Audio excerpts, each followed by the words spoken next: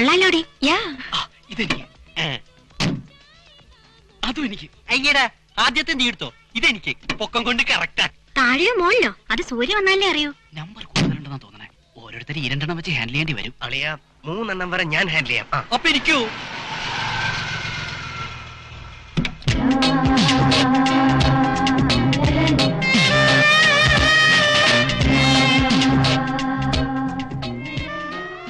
നമ്മുടെ ഉദ്ഘാടനം കളിക്ക്. എങ്ങനെയുണ്ട് നമ്മുടെ ഹൈഡ് ഔട്ട്? മാത്രമാണെന്ന് പറഞ്ഞപ്പോ ഹൗസ് ഓണർ ആദ്യം സമ്മതിച്ചേയില്ല. പിന്നെ ഒരു 25,000 ചെക്ക് അങ്ങ് വീശി. ഓക്കെ, ഇതാ താക്കോൽ. ഐശ്വര്യമായിട്ട് കേറിക്കോ. Come on. No admission for male pigs. ഒരു സൈൻ ബോർഡ് ഇവിടെ. പിന്നെ ദേ ഈ പോസ്റ്റർ ഇങ്ങനെ ഇവിടെ. Enter at your own risk. Okay.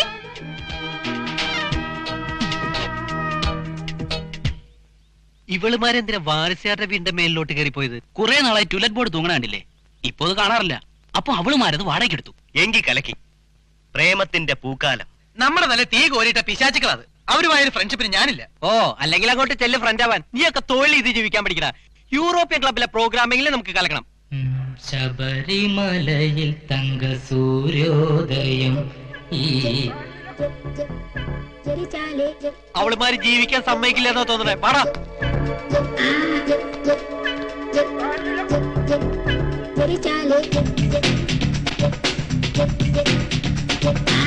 Hello.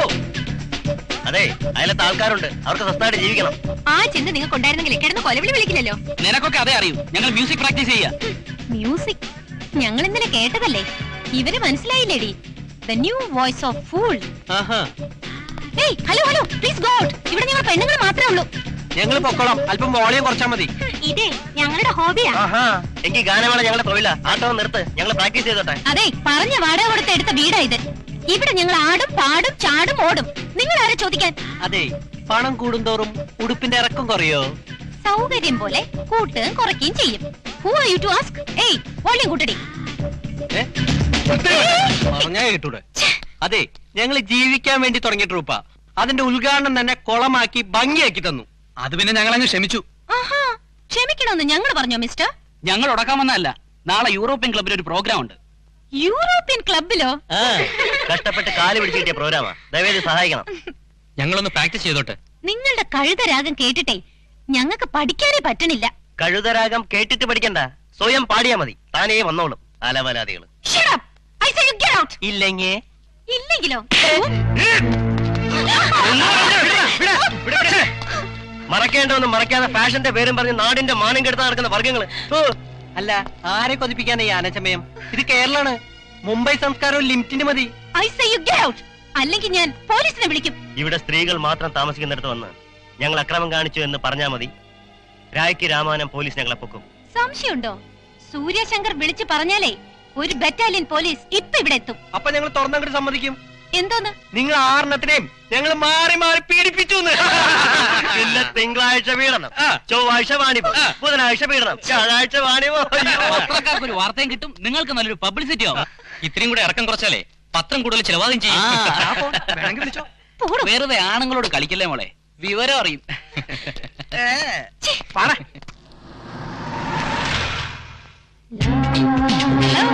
Good evening.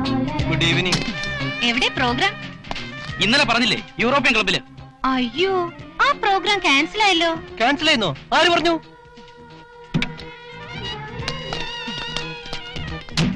എന്റെ ഡാഡി പ്രസിഡന്റ് ആയുള്ള ക്ലബില് ഏത് ട്രൂപ്പ് പാടണമെന്ന് ഈ സൂര്യശങ്കർ തീരുമാനിക്കും. Crazy John from Bangalore is singing tonight. കേൾക്കണമെങ്കിൽ വന്നോളൂ, പാസ് തരാം. ഓക്കെ?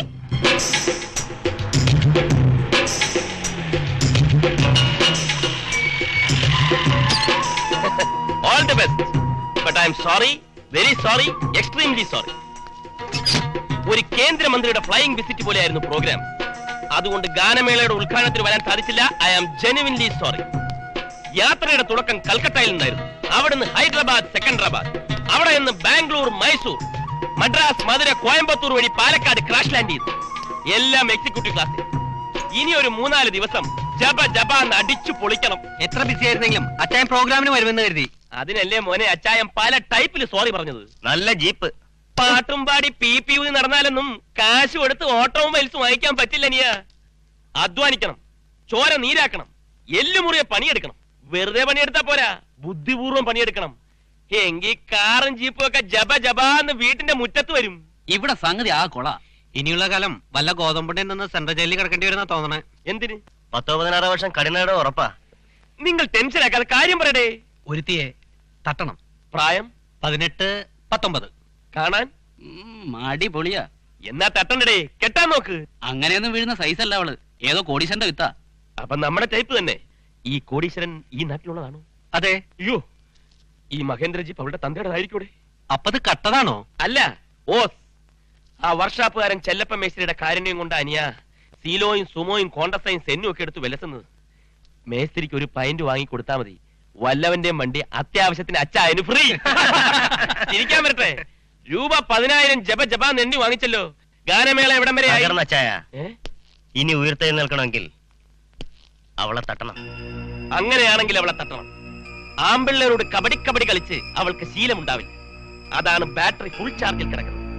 റീചാർജ് ചെയ്താലും പ്രയോജനമില്ലാത്ത കണ്ടംപ്റ്റ് സ്റ്റേജിൽ ജപ ജപാന്ന് അവളെ എത്തിക്കാം.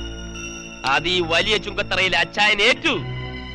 പക്ഷേ മണി പവറിനോട് മുട്ടി ജയിക്കാൻ മണിയായിട്ട് വേണം. ഒരു അട്ടിമറി. അട്ടിമറിയോ? യൂറോപ്യൻ ക്ലബിൽ ഇന്ന് നമ്മൾ പാടണം, ആടണം, ചാടണം. VIPസിന്റെ റോയിൽ അവളുടെ തൊട്ടടുത്തായി VVIP ആയി ഈ വലിയ ചുങ്കത്തറയിൽ അച്ചായനും ഉണ്ടാവണം. അതെങ്ങനെ? അതല്ലേ പറഞ്ഞത്, മണി വേഴ്സസ് മണി. പണം വേണം. തട്ടിപ്പ് നടത്തി കഴിയുന്നവനെ വെട്ടിച്ച് കാശുണ്ടാക്കണം ഇൻ ഷോർട്ട് ടൈം. അങ്ങനെ ചാക്കിലാക്കി കാശൊപ്പിക്കാൻ പറ്റിയ ഇഡിയോട്ടിക് സമ്പന്നൻ, ജനസേവകൻ ആരുണ്ട്? ഒരു മുൻമന്ത്രി മതിയോ? ഓക്കെ, അയാൾ ആരാന്ന് പറയൂ. കോഴിത്തീറ്റ കേസിൽ മന്ത്രിസ്ഥാനം പോയ ഒരാളുണ്ട്, എഴുപുന്ന മത്തായി. അയാളുടെ വീക്ക് പോയിന്റ്?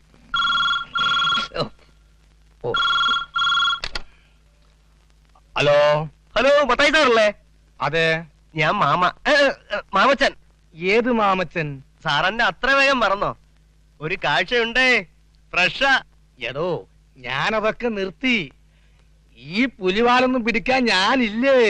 ഒരു ഐസ്ക്രീം കഴിക്കാൻ പോയതിനാ എന്റെ 2 സഹപ്രവർത്തകർ അകത്തായത്. ഈ കേസ് കെട്ട് നമുക്ക് വേണ്ടേ? 18 താഴെ പീഡനം, 18 മുകളിൽ വാണിപ്പം. സാറേ, ഇതെന്റെ പേഴ്സണൽ കേസാ. ഒന്ന് നോക്ക്, പറ്റിയില്ലെങ്കിൽ വിട്ടേക്ക്.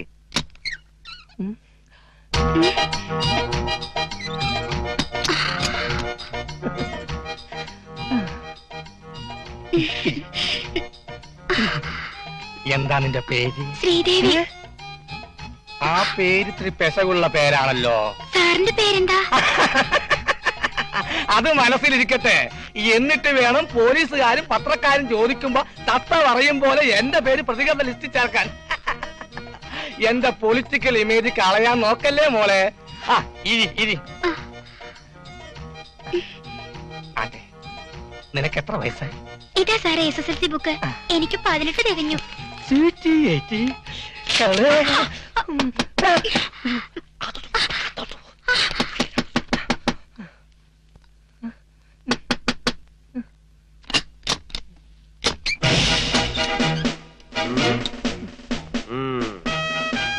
മുൻമന്ത്രി എഴുപുന്ന മത്തായി സാറല്ലേ? അതെ. തന്റെ പേരെന്താ? ഞാൻ ബൽറാം, ഇൻസ്പെക്ടർ ബൽറാം. കേട്ടിട്ടില്ലേ? എവിടെ കേട്ടിട്ടുണ്ടോ? ഏത് സ്റ്റേഷനിലാ? ഇവിടെ തന്നെ. ഇവിടുത്തെ പീതാംബരനല്ലേ? പീതാംബരം പത്തനാപുരത്തേക്ക് പോയി. ഇന്ന് സന്ധ്യക്ക് ഞാൻ പീരിമേട്ടിൽ നിന്ന് ഇങ്ങോട്ട് പോന്നു. Punishment transfer. പീരിമേട്ടിൽ ഒരു സഹാവിനെ കണ്ട് ചിരിച്ചില്ല, അതാ കേസ്. സാറിനെന്താ ഒരു പരിഭ്രമം? സാറിന്റെ തറയിൽ കാലുറപ്പിച്ച് നിൽക്കാത്തത്? ഒരു തരം സന്ധിവാദമാ, പാരമ്പര്യമായിട്ടുള്ളതാ. സാറിന്റെ മുഖത്തെന്താ ഒരു കള്ള ലക്ഷണം? അത് ജന്മനാ ഉള്ളതാ. സാർ ഇങ്ങോട്ട് ഇറങ്ങി മാടി. മത്തായി സാർ കോഴിത്തീറ്റയൊക്കെ ഉപയോഗിച്ച് ഇപ്പൊ പീഡനം തുടങ്ങിയോ? അയ്യോ, ഇത് പീഡനമല്ല, അവർക്ക് 18 വയസ്സ് കഴിഞ്ഞു. അപ്പൊ വാണിഭം രണ്ടും ഫലത്തിലൊന്നു തന്നെ. സാർ, എന്നെ രക്ഷിക്കണം. ലോ ആൻഡ് ഓർഡർ കാത്തു സൂക്ഷിക്കേണ്ട ഉത്തരവാദിത്തപ്പെട്ട ഒരു പോലീസ് ഓഫീസർ രക്ഷിക്കണമെന്നോ? സാർ, എന്ത് തരും? എന്ത് തരണം? 2 ലക്ഷം. 2 ലക്ഷമോ? ഞാൻ ഈ വനിതയൊന്നും തൊട്ടിട്ട് പോലുമില്ല സാർ. കാശ് പോണോ മാനം പോണോ? കാശ് പോയിക്കോട്ടെ, എന്നാലും ഇത് കുറച്ച് അധികമല്ലേ? സാറേ, പോലീസുകാർക്ക് ഇപ്പൊ ദൈവം അറിഞ്ഞു തരുന്ന ലോട്ടറിയാണ് ഈ പീഡനം. സർവീസിനിടയിൽ ഒരു പീഡനമോ വാണിഭമോ കിട്ടിയാലുണ്ടല്ലോ, ലൈഫ് ജോളി, വൈഫ് ജോളി ജോളി.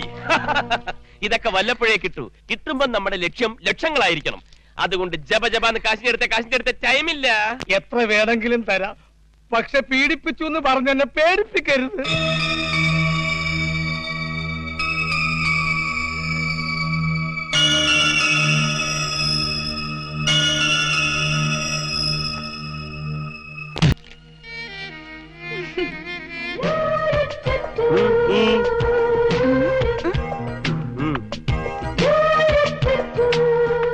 കൂട്ടുകാരൊക്കെ എന്ത് ചെയ്യും? പഠിക്കുക. എക്സാം എടുത്തിരിക്കല്ലേ? തനിക്ക് പഠിക്കണ്ടേ? ഞാനൊരു എക്സാം എഴുതി റിസൾട്ട് വരാൻ കാത്തിരിക്കുക. റിസൾട്ടോ? അതിന് യൂണിവേഴ്സിറ്റി എക്സാം തുടങ്ങില്ലല്ലോ. ഇത് വേറൊരു എക്സാം. കാലത്തെ ഈ റെഡ് കളർ ഷർട്ട് ഇട്ട് നിൽക്കുന്ന ഞാൻ കണ്ടു. അതുകൊണ്ടാ ഞാനും ഈ റെഡ് ഡ്രസ് ഇട്ട്. ഓ ഓ ഓ ഓ അങ്ങനെ. എന്നാൽ ആ പരീക്ഷയിൽ തോറ്റത് തന്നെ. എനിക്ക് താല്പര്യമില്ല, നമ്മളെ വെറുതെ വിട്ട്. ആദ്യമായിട്ടായിരിക്കും തനിക്ക് ഇങ്ങനെ ഒരു അനുഭവം. നിന്നെ കണ്ടുവദിച്ചിട്ടുള്ള 1000 ചെറുപ്പക്കാരുണ്ടാവും. പക്ഷേ ഞാൻ ആ കൂട്ടത്തിലല്ല. I am a free bird. മറ്റൊന്നും കൊണ്ടല്ല, എനിക്ക് ഈ ലവ്, റൊമാൻസ്, ഔട്ടിംഗ് ഇതിലൊന്നും താല്പര്യമില്ല. Estates, industries, airways, exports, imports, അറിവായ കാലം മുതൽ ഇതിന്റെയൊക്കെ ടെൻഷനില്ല. Pay revision, labour problems, government interference, അങ്ങനെ ഒരു 100,000 പ്രോബ്ലംസ്. ഇതിനിടയിൽ റൊമാൻസിനൊക്കെ എവിടെ സമയം കിട്ടാൻ? അച്ചായന് ഒരുപാട് ഇൻഡസ്ട്രീസ് ഉണ്ടല്ലേ? ഒന്നും എന്റേതല്ല, എല്ലാം ഡാഡിയുടേതാണ്. ഞാൻ സ്വന്തമായ ഒരു ഇൻഡസ്ട്രി സ്റ്റാർട്ട് ചെയ്യാൻ പോവാണ്. ജപ്പാനിലെ ഫുക്കുക്കുവാക്ക കമ്പനിയുമായി ഒരു collaboration. Automobiles? You are right. അടുത്ത് തന്നെ ഹിറോഷിമയിലേക്ക് ഒന്ന് ഫ്ലൈ ചെയ്യണം. Then I will also fly with you. ഓ സോറി, എനിക്കതൊന്നും ഇഷ്ടമല്ല. മാത്രമല്ല താൻ എനിക്കൊരു മാച്ച് അല്ല. മനസ്സിലായില്ല. ഞാൻ വലിയ ചുങ്കത്തറയിലെ ചെക്കന. അത്രയും ഫാമിലി സ്റ്റാറ്റസ് ഉള്ള ഒരു പെണ്ണിനെ കെട്ടാനേ ഡാഡി സമ്മതിക്കൂ. ഞങ്ങളുടെ നല്ല ഫാമിലിയാ. ആയിരിക്കും, പക്ഷെ വലിയ ചുങ്കത്തറയുടെ അത്ര വലില്ലല്ലോ. ഞാൻ തന്നെ ഇൻസൾട്ട് ചെയ്യല്ല. മോള് പോയിരുന്ന് പഠിക്കും. വെറുതെ പ്രതീക്ഷ വെച്ചിട്ട് ഇതൊന്നും ശരിയാവില്ല. മാത്രമല്ല സ്ത്രീകളെ നിരാശപ്പെടുന്നത് എനിക്കിഷ്ടമല്ല. ചെല്ല് ചെല്ല്. അച്ഛാന്റെ വാചകം കേട്ട് ഞങ്ങൾ കണ്ണും തള്ളി നിൽക്കുക. ഇവളുമാരുടെയൊക്കെ ഇടയിൽ ജീവിക്കണ്ടേ? എന്നാൽ എന്ത് പണിയാ കാണിച്ചേ? കയ്യിൽ വന്ന മഹാലക്ഷ്മിയെ പുറം കൈ കൊണ്ട് ആരെങ്കിലും തട്ടിക്കളയോ? ഇതുപോലൊരു പെണ്ണ് വന്ന് എന്നോട് ഐ ലവ് യു എന്ന് പറഞ്ഞിരുന്നെങ്കിൽ ഞാൻ ആ നിമിഷം ഒരു താലിയും മാലയും വാങ്ങി അവളുടെ കഴുത്തിലോട്ട് കെട്ടും. അത് കഴിഞ്ഞ് അവർക്ക് ഞാൻ എന്ത് കൊടുക്കും? എടാ, ആദ്യം ജീവിക്കാൻ ഒരു ജോലി ഉണ്ടാക്ക്, പിന്നീട് മതി ഫാമിലി പ്ലാനിങ്. എന്നാലും ഇത്ര അർത്ഥം മുറിച്ച് പറയണ്ടായിരുന്നു. എന്റെ വാചകം കേട്ട് ഞാനൊരു കോടീശ്വരനാണെന്നാണ് അവളുടെ വിചാരം. ഇവിടെ ഓരോ ദിവസവും തള്ളി നീക്കുന്നത് ആരെയൊക്കെ വെട്ടിച്ചും തട്ടിച്ചുമാണെന്ന് നമുക്കല്ലേ അറിയൂ. അവള് കോടീശ്വരിയാ. നല്ലൊരു ഒന്നാന്തരം തറവാട്ടിൽ പിറന്ന സമ്പന്നനായ ഒരു IAS കാരനോ ഡോക്ടറോ എഞ്ചിനീയറോ അവളെ കെട്ടാൻ വരും. ഈ അത്തപ്പാടിയായി ഞാനെന്തിനാ വെറുതെ അവളുടെ ജീവിതം തുലയ്ക്കുന്നത്? ആശിക്കുന്നതിനൊക്കെ ഒരു പരിധി വേണ്ടേ? ഒരുപാട് പഠിക്കാനുണ്ടായിരുന്നു, അതാ വിളിച്ചിട്ട് വരാഞ്ഞത്. നിന്റെ പഠിത്തത്തിന്റെ കാര്യമൊക്കെ ഞാൻ അറിഞ്ഞു. സൂര്യ ഇൻഡസ്ട്രീസ്, സൂര്യ ഹോളിഡേ റിസോർട്ട്സ്, സൂര്യ വാട്ടർ പ്രോജക്ട്സ്, സൂര്യ ടൂറിസം പ്രോജക്ട്സ്. ഡാഡി പടുത്തുയർത്തിയ വലിയ ബിസിനസ് സാമ്രാജ്യത്തിന്റെ അൺക്രൗണ്ട് ക്വീൻ മിസ് സൂര്യ ശങ്കർ. പക്ഷേ നിന്റെ പുതിയ പദ്ധതി ഡാഡിക്ക് അത്രയ്ക്കും ഇഷ്ടമായില്ല. ഓൾറൈറ്റ്, എന്റെ ഒറ്റ മോളല്ലേ. പിന്നെ ഹോസ്റ്റൽ കെട്ടിടത്തിലുള്ള അഡ്വാൻസ് തുകയുടെ ചെക്ക് പാസ്സായി പോയിട്ടുണ്ട്. കോളേജ് ഹോസ്റ്റലിൽ ഒരു ഫ്രീഡവും ഇല്ല, പഠിക്കാനേ പറ്റണില്ല. മോളെ, ഇന്നും ഇന്നലെയോ ഒന്നും അല്ലല്ലോ ഡാഡി നിന്നെ കാണാൻ തുടങ്ങിയത്. But I know you very well. You will never cross the limits. പിന്നെ വല്ല പരിചയക്കുറവ് കൊണ്ടുള്ള അബദ്ധങ്ങൾ സംഭവിച്ചു പോയാൽ ഡാഡി ചൂണ്ടിക്കാണിക്കണ്ടേ? പക്ഷെ ഒരു കാര്യം, നിനക്കുള്ള സൈനിങ് പവർ നീ ഒരിക്കലും മിസ്യൂസ് ചെയ്യരുത്. 18 വയസ്സ് കഴിഞ്ഞ് അന്ന് തുടങ്ങിയതാ ഈ ചെക്ക് ഒപ്പിടലും ഫയൽ നോക്കലും. എന്തിനല്ല എന്റെ പേരിൽ എഴുതി വെച്ചത്? സൂര്യ ഇൻഡസ്ട്രീസിന്റെ എല്ലാ പവറും എനിക്ക് തന്നത് അതും ഡാഡി ജീവിച്ചിരിക്കുമ്പോ. പ്ലീസ് എന്നെ ഒഴിവാക്ക്. നിനക്കറിയോ, എയർ കണ്ടീഷൻ ബംഗ്ലാവിൽ താമസിച്ച് എയർ കണ്ടീഷൻ കാറിൽ സഞ്ചരിച്ച് സ്റ്റാർ ലൈഫ് ലീഡ് ചെയ്യുന്ന നമ്മുടെ പ്രമുഖരായ പല നേതാക്കന്മാരും ഒറ്റ പൈസ കയ്യിലില്ലെന്ന് പറഞ്ഞ് അഫിഡവിറ്റ് ഫയൽ ചെയ്യുന്നു. എല്ലാ ബിസിനസ്സുകളിലും ചില സാഹചര്യങ്ങൾ അങ്ങനെയൊക്കെ വേണ്ടി വരും. ഇപ്പൊ ഞാൻ പാപ്പര, ഈ കാണുന്ന സ്വത്തൊക്കെ നിന്റെ പേരില. എന്തെങ്കിലും ഒരു കാര്യമില്ലാതെ ഡാഡി അങ്ങനെ ചെയ്യില്ലെന്ന് നിനക്കറിയാലോ.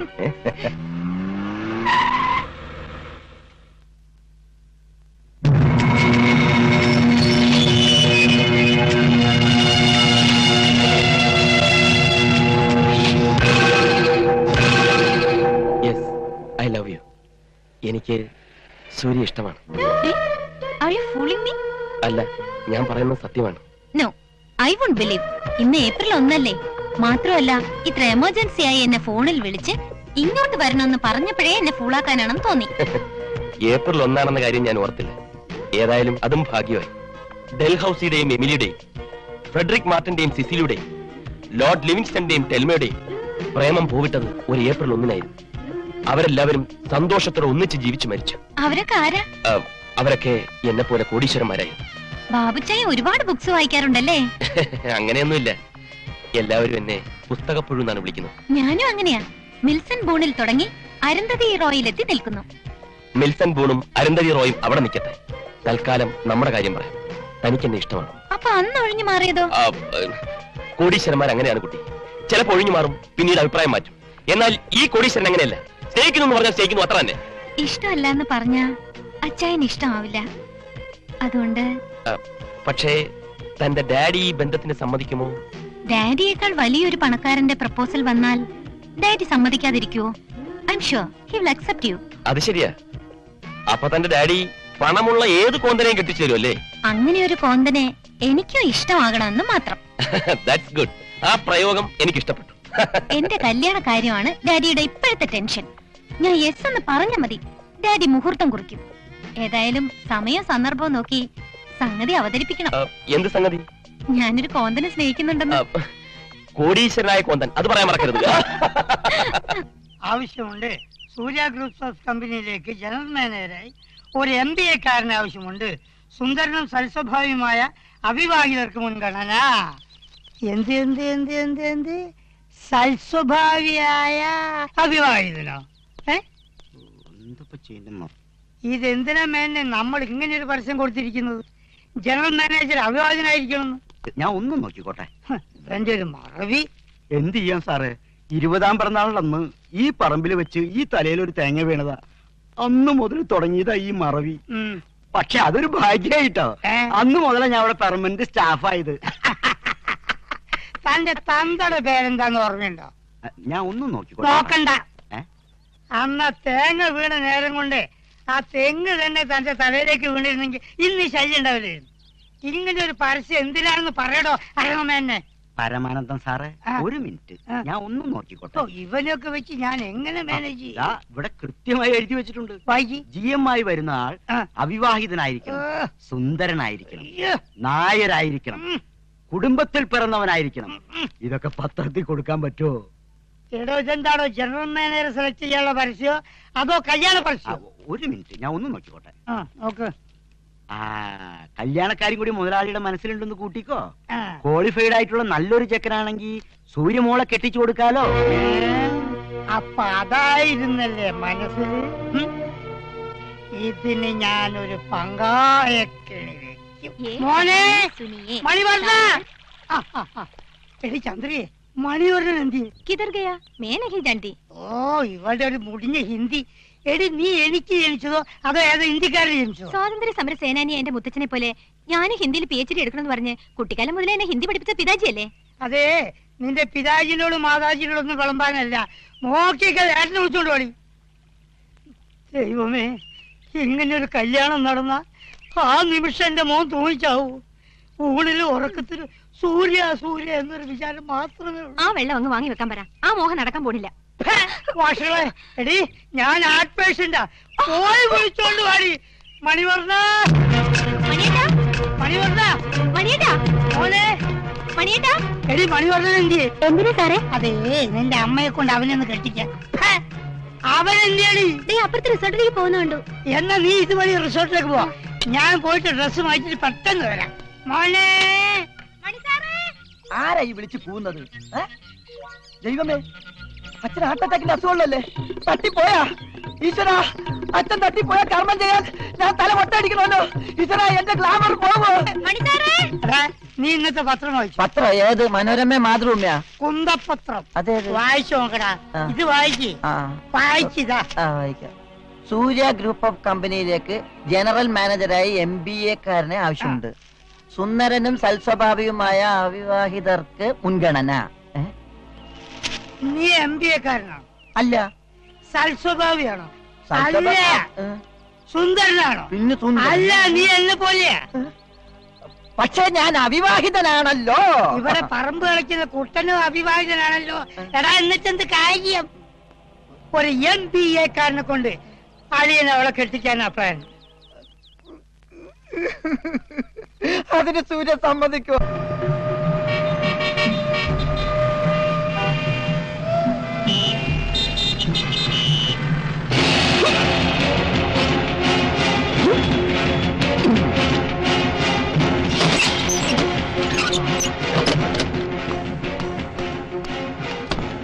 ദൈവമേ, ജീവിതത്തിലേക്കൊരു വഴിത്തിരിവ്. പക്ഷേ ആ കള്ളൻ ഹരിചന്ദ്രൻ ജയിലിൽ നിന്ന് ഇറങ്ങി കാണും. അവനിങ് എത്തും മുമ്പ് ഇവിടുന്ന് മുങ്ങണം. ടോയ്ലറ്റ് പോണോ? അപ്പൊ മുറി ഒഴിഞ്ഞു കൊടുക്കേണ്ടി വരുമല്ലോ. ആ തെണ്ടി വല്ല പെണ്ണ് കേസ് ഒപ്പിച്ചിട്ടുണ്ടാവും.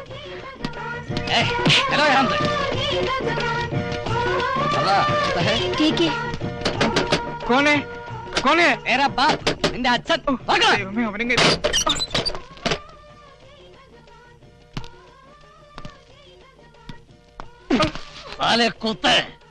ബീഹാർ ജയിലിൽ നിന്ന് ഞാൻ ഇറങ്ങില്ലെന്ന് കരുതിയോടാ. ആണോ വെളിയിലാ ബോർഡ് കെട്ടി തൂക്കിയത്? സർദാർജി നിന്നോട് വീട് ഒഴിഞ്ഞു കൊടുക്കാൻ പറഞ്ഞോ? പിന്നെ നീ എന്തെങ്കിലും മണ്ടത്തരം ഒപ്പിച്ചോടാ പട്ടി. ഹരിചന്ദ്ര, എനിക്കൊരു അബദ്ധം പറ്റിയതാ. എന്തബദ്ധം? ഇടയ്ക്കിടയ്ക്ക് ഞാനിങ്ങനെ ഓരോ വേഷം മാറി നടക്കണ കണ്ടപ്പോ സർദാർജി എന്നോട് ചോദിച്ചു, നിനക്ക് എന്താ ജോലിയെന്ന്. നീ എന്ത് പറഞ്ഞു? ഞാനൊരു ഫിലിം സ്റ്റാറാണെന്ന് പറഞ്ഞു. Film star? അയാളത് വിശ്വസിക്കണം. നിനക്ക് ആ ലുക്ക് ഉണ്ടല്ലോ. Thank you. പിന്നീട് പഹാഡ്ഗഞ്ചിന്ന് പോലീസുകാർ ഇവിടെ അന്വേഷിച്ച് വന്നപ്പോ അവർക്ക് മനസ്സിലായി നമ്മൾ രണ്ടുപേരും കള്ളന്മാരാണെന്ന്. 14-ാമത്തെ വയസ്സിൽ നാട്ടില് അയലത്തെ അമ്മിണി ചേച്ചിയുടെ മാലയും വളയും അടിച്ചോണ്ട് മുങ്ങി അന്ന് തുടങ്ങിയതാണ് ഈ തൊഴില് എന്നൊക്കെ എന്നെ പോലീസ് പിടികൂടിയിട്ടുണ്ടോ? അന്നൊക്കെ അതിന്റെ പിന്നിൽ നിന്റെ മണ്ടത്തരം ഉണ്ടായിട്ടുണ്ട്. നമിച്ച് ഇനി ഈ തൊഴിൽ എനിക്കൊരു പാർട്ട്ണറേ വേണ്ട. വേണ്ട, അല്ലെങ്കിൽ നീയുമായിട്ടുള്ള എല്ലാ ബന്ധങ്ങളും ഉപേക്ഷിക്കാൻ ഞാനും തീരുമാനിച്ചു. നിന്റെ കൂടെയുള്ള ഈ തട്ടിപ്പും വെട്ടിപ്പും ഒക്കെ ഞാനും നിർത്തി. ഇനി അന്തസ്സായി ജോലി ചെയ്ത് ജീവിക്കാൻ പോവാ. എന്തു ജോലി? കേരളത്തിലെ ഒരു വലിയ കമ്പനിയിൽ ജനറൽ മാനേജറായി ചാർജ് എടുത്ത് അവിടുത്തെ ഒരു സുന്ദരിയായ പെണ്ണിനെ കല്യാണം കഴിച്ച് സുഖമായിട്ട് ജീവിക്കാൻ പോവാണ്. എന്താ നീ മനസ്സിലായില്ല? മനസ്സിലാക്കി തരാ. ഈ പത്രം ഒന്ന് കാണ്. നോക്കൂ, സൂര്യ ഗ്രൂപ്പ് ഓഫ് ഇൻഡസ്ട്രീസിലേക്ക് ഒരു ജനറൽ മാനേജറെ ആവശ്യമുണ്ടെന്ന്. ഈ സ്ഥാപനത്തിന്റെ MD ശങ്കർജിയെ ഇന്നലെ ഞാൻ ഡൽഹി എയർപോർട്ടിൽ വെച്ച് പരിചയപ്പെട്ടു. അയാളുടെ കണ്ണിൽ ഇപ്പൊ ഞാനൊരു കോടീശ്വരനായ തന്തയാണ്. അതിനാണ് ഈ വേഷമിട്ടത്. ജനറൽ മാനേജറായിട്ട് പോസ്റ്റ് ചെയ്യാൻ കല്യാണം കഴിക്കാത്ത സുമുഖനായ ഒരു നായരെയോ മേനോനെയാണ് പുള്ളിക്ക് നോട്ടം. അതും MBA-കാരൻ. ശങ്കർജിക്ക് ഒറ്റ മോളാ സൂര്യ. ആ MBA-കാരനെ കൊണ്ട് അവളെ കെട്ടിക്കാനാണ് അയാളുടെ പരിപാടി. ഇപ്പൊ ഞാൻ വീണ്ടും അയാളെ ഹോട്ടലിൽ വെച്ച് കണ്ടിട്ട് വരികയാണ്. മാരേജും ഫിക്സ് ചെയ്തു. ആർക്ക്? എന്റെ മോന്. നിന്റെ മോനോ? അതെ. ഇപ്പൊ ഞാൻ എന്റെ മകന്റെ അച്ഛനായി ചെന്ന് ശങ്കർജിയെ പരിചയപ്പെട്ടു. ഇനി മകനായി ചെന്ന് അയാളുടെ മോളെ ഞാൻ കിട്ടും. 23-കാരനും 63-കാരനുമായി ഒരു ഡബിൾ റോൾ. ഡബിൾ റോൾ അല്ലേ? അച്ഛനെയും മകനെയും ഒന്നിച്ച് കണ്ടോന്ന് അയാൾ ആവശ്യപ്പെട്ടാലോ? അത് അയാൾ ചോദിച്ചില്ലെങ്കിലോ? ഞാൻ ചോദിപ്പിച്ചാലോ? എടാ പപ്പ, ആദ്യം നീ നിന്റെ പരിമിതികൾ മനസ്സിലാക്ക്. ഇത്തരം കാര്യങ്ങൾ നടപ്പിലാക്കാൻ കുറച്ച് ബുദ്ധി വേണം. നിനക്കതില്ല, എനിക്കതുണ്ട്. അതുകൊണ്ട് ഞാൻ മകനാകാം. പപ്പ, നീ എന്റെ പപ്പ. അത് ശരിയാവില്ല. അത് ശരിയാവണം. അച്ഛനായി കഴിഞ്ഞ പിന്നെ എനിക്ക് പെണ്ണിനെ കെട്ടിപ്പിടിക്കാൻ പറ്റില്ല. കെട്ടിപ്പിടിക്കുന്ന കാര്യങ്ങളൊക്കെ ഞാൻ ഏറ്റു. നിനക്ക് പെണ്ണ് വേണോ അതോ സ്വത്ത് വേണോ? ഡാ, എന്റെ ബുദ്ധിയും നിന്റെ അഭിനയവും കൂടി ആവുമ്പോ സംഗതി ഗ്രാൻഡ് ആവും. പക്ഷേ നമുക്കൊരു MBA സർട്ടിഫിക്കറ്റ് വേണ്ടി വരും. അതെനിക്ക് ഒരെണ്ണം കിട്ടിയിട്ടുണ്ട്. നീ പെട്ടിയൊന്നും ആ ചൗധരിക്ക് തൂക്കി വിറ്റില്ലേ? പോലീസ് അങ്ങനെ കണ്ടാല് സമയം കിട്ടണ്ടേ? ഞാനിത് അടിച്ചു മാറ്റാൻ തിരക്കിലായിരുന്നു. ഈ പെട്ടി എങ്ങനെയുണ്ട്? പെട്ടി നന്നായിട്ടുണ്ട്. ഇത് കുത്തബ് മീനാറിന്റെ മുന്നിൽ നിന്നും അടിച്ചു മാറ്റിയ പെട്ടിയാണ്. കള്ളൻ കള്ളൻ എന്ന് വിളിച്ച് പെട്ടിയുടെ ഉടമസ്ഥൻ എന്റെ പിന്നാലെ ഓടിയപ്പോഴാണ് അവനൊരു മലയാളിയാണെന്ന് മനസ്സിലായത്. ഇതാണ് പെട്ടിയിൽ നിന്ന് കിട്ടിയ സർട്ടിഫിക്കറ്റുകൾ. ഇത് ഫയലല്ലേ? ഓ, അകത്തുണ്ടല്ലേ? നമ്മുടെ ബെസ്റ്റ് ടൈപ്പ്. അവന്റെ ബർത്ത് സർട്ടിഫിക്കറ്റ് മുതൽ MBA സർട്ടിഫിക്കറ്റ് വരെ ഉണ്ട്. രമേശ് നമ്പ്യാർ MBA. അപ്പോ ഇനി മുതൽ ഞാനാണ് Ramesh Nambiar MBA, the most intelligent, efficient gentleman general manager that Surya Group have ever seen. Original Ramesh നമ്പ്യാരേ, നിന്റെ ജീവിതം ഇതോടെ നായ നക്കി.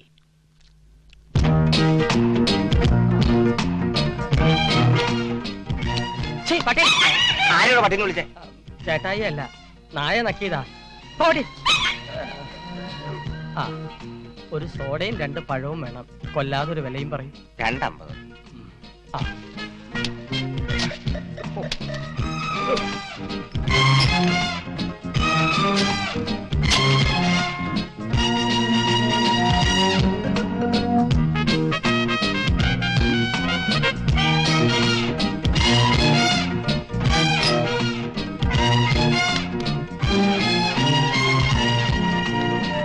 ഇതാ 250.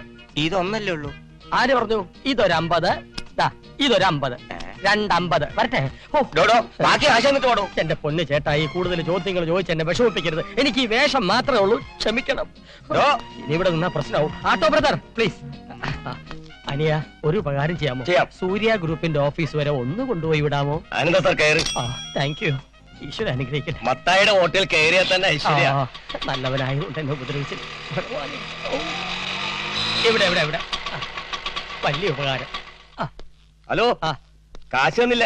ഉപകാരം ചെയ്തിട്ട് പ്രതിഫലം ചോദിച്ചാൽ പാപം കിട്ടും, ചോദിച്ചില്ലെങ്കിലോ പുണ്യം കിട്ടും. പുണ്യം പാപം. മര്യാദയ്ക്ക് കാശ് തന്നിട്ട് ഓടും. എന്റെ കാശുണ്ടായിരുന്നെങ്കിൽ അനിയ ഒരു ഉപകാരം ചെയ്യൂ എന്ന് ഞാൻ പറയില്ലല്ലോ. വണ്ടി വിടറേ എന്നല്ലേ പറയൂ. ഈ അടവൊക്കെ കയ്യിലിരിക്കട്ടെ, മര്യാദയ്ക്ക് കാശ് കാടോ. ഞാൻ ഈ കമ്പനിയിൽ ജനറൽ മാനേജർ ആകാൻ പോകുന്ന ആളാ, മനസ്സിലായോ? General manager. കാശെടുക്കണം. കാശിന് വരെ ടൈം മതിയോ? അയച്ചു തരാം, അയച്ചു തരാം. എനിക്കെന്തിനാ കാശെടുക്കാൻ? കാശില്ലെന്ന് പറഞ്ഞില്ലേ? കാശ് തരാൻ തന്നെ വെറുതെ വിടില്ല. തനിക്കെന്നെ അറിയാം. ചാർജ് എടുക്കേണ്ട ദിവസമാണല്ലോ. എന്താണോ ഈ കാണിച്ചത്? തെയ്യെങ്കിൽ തെയ്. ഈ വരുന്നത് വട്ടനാണേ, സൂക്ഷിച്ചോ. എന്ത് വേണം? എനിക്ക് MD ഒന്ന് കാണണം. MD അകത്തില്ലെന്നേ. നമ്പർ ഇടാതെ കാണണമെന്ന് പറഞ്ഞാൽ കാണണം. പറ്റില്ലെന്ന് പറഞ്ഞില്ലേ? മിസ്റ്റർ, ഞാൻ ആരാണെന്ന് തനിക്ക് മനസ്സിലായോ? ഈ കമ്പനിയുടെ ജനറൽ മാനേജറായി ചാർജ് എടുക്കാൻ വന്ന. General manager? അതെ, ഞാൻ ചാർജ് എടുത്ത് ആദ്യം തന്റെ ഫ്യൂസ് വരും. ബഹുമാനത്തോടെ സല്യൂട്ട് ചെയ്ത് അകത്തേക്ക് കൊണ്ടുപോകണം. It's my order. തന്നോട് ഞാൻ പറ്റില്ലെന്ന് പറഞ്ഞില്ലേ? പറഞ്ഞത് അനുസരിച്ചില്ലല്ലേ? എന്നാ ഞാൻ അങ്ങോട്ട് പോവാണ്. ആളറിയാതെ ആരാണെന്ന് മനസ്സിലാക്കാതെ പ്ലീസ്. ഹലോ സാർ, ഒരു ഭ്രാന്തൻ MD കാണണമെന്ന് പറഞ്ഞ അകത്തേക്ക് വന്നിട്ട്.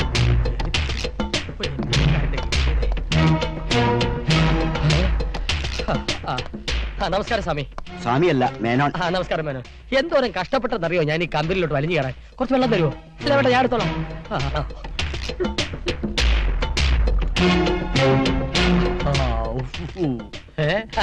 നോക്കണ്ട, കൊണ്ടുവിട്ട് ആട്ടോക്കാരെ വലിച്ചു കയറിയതാ. ഈ നിങ്ങളുടെ സെക്യൂരിറ്റിക്കാരനും. അപ്പൊ സെക്യൂരിറ്റിക്കാരനായിട്ട് കൊടുക്കോ? പിന്നെ നല്ല പൊരിഞ്ഞ പിടിമലിയല്ലായിരുന്നു. ഞാൻ പിടിച്ചൊരു തള്ളു വെച്ചു കൊടുത്തു. വാച്ചുമാൻ ആരൊന്നു കേട്ടേൻ, നമ്പ്യാരെന്ന് ചൊല്ലിനേൻ, വാച്ചുമാൻ കേട്ടതാ കോപിച്ചു, മേനോനെ പൊറുക്കണേ. അല്ല, താനാരാ? ഞാൻ ഈ കമ്പനിയുടെ ജനറൽ മാനേജർ ആകാൻ പത്രപരസ്യം കണ്ടു വന്നയാളാ.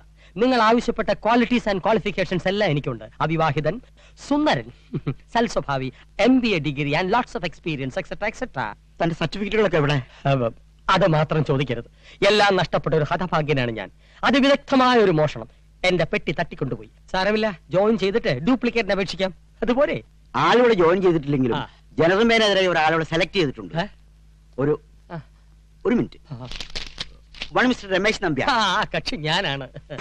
എന്താ? എനിക്ക് സർട്ടിഫിക്കറ്റ് ഒക്കെ അതില്ലാന്ന് പറഞ്ഞില്ലേ? ഇറങ്ങി പോടോ എന്ന് പറഞ്ഞാൽ എങ്ങനെ?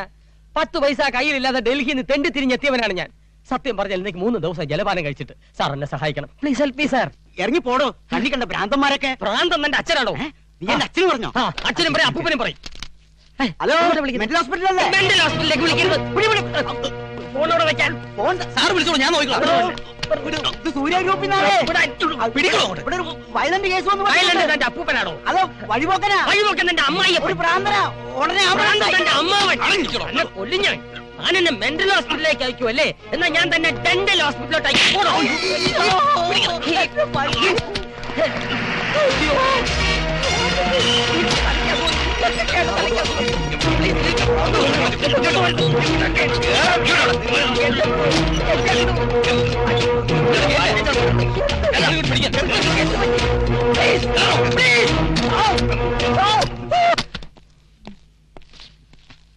ഗേറ്റിലാണ് സെക്യൂരിറ്റി, 4 ചുറ്റും വാച്ചർമാർ.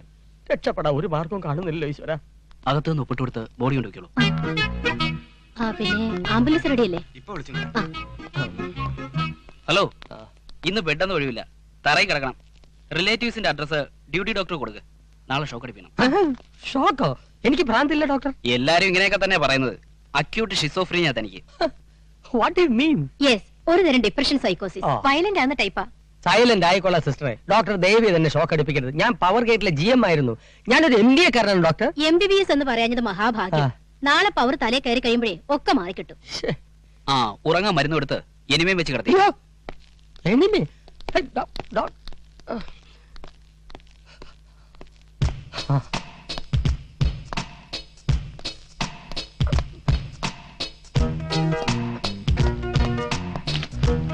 അയ്യോ, പാവം നല്ലൊരു ചെറുപ്പക്കാരൻ. ആന മയക്കി അടിച്ച് മയ്യത്തായതാ. നല്ല വാസന.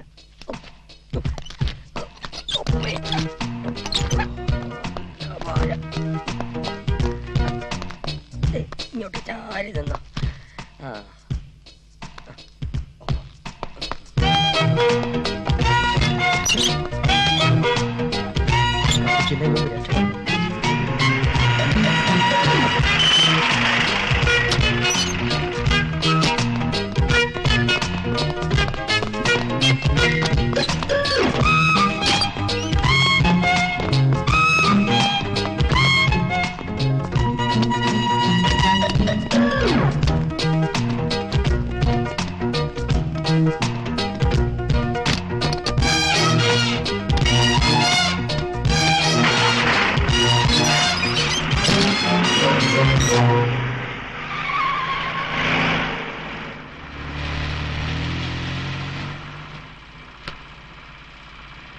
അനിയ, സിറ്റിയിൽ എന്നെ ഒന്ന് ഇറക്കി വിട്ടേക്കണേ.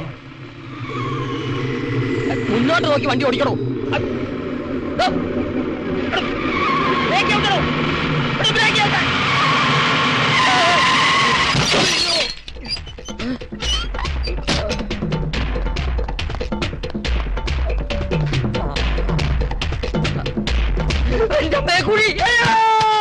നോൺസെൻസ്. നിങ്ങളൊക്കെ എവിടെ വായി നോക്കി നിൽക്കായിരുന്നു? സാർ, ഞങ്ങളാ പേഷ്യന്റിനെ വരാതെ നിർത്തിയിരിക്കായിരുന്നു. എന്നാ പിന്നെ റോഡിൽ നിർത്താൻ പാടില്ലായിരുന്നോ? എടോ, ഈ ഹോസ്പിറ്റലിന്റെ ചരിത്രത്തിൽ ആദ്യമായിട്ടാണ് ഒരു പേഷ്യന്റ് ചാടിപ്പോണത്. ക്ഷമിക്കണം സാർ.